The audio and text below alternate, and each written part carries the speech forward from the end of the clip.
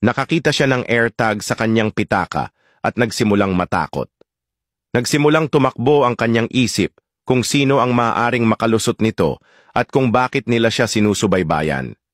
Sa gulat ay tinawag niya si Alex, isa sa mga malalapit niyang kaibigan. Dumating siya makalipas ang ilang minuto at siniguro sa kanya na maayos ang lahat. Mabilis na tinanggal ang aparato sa kanyang mga kamay. Nag-Google siya kung paano sirain ito at ang kailangan mong matutunan ay kalimutan ang sakit na pinadama niya sa iyo. Hirap tanggapin, di mo na ako kailangan. Sana naman inilabanan mo. Anong nangyari sa tayo hanggang sa uli tuluyang pagkakalimutan na. Ayoko pang mawala ng pag-asa. Ang mga mata mo'y masilayan ko.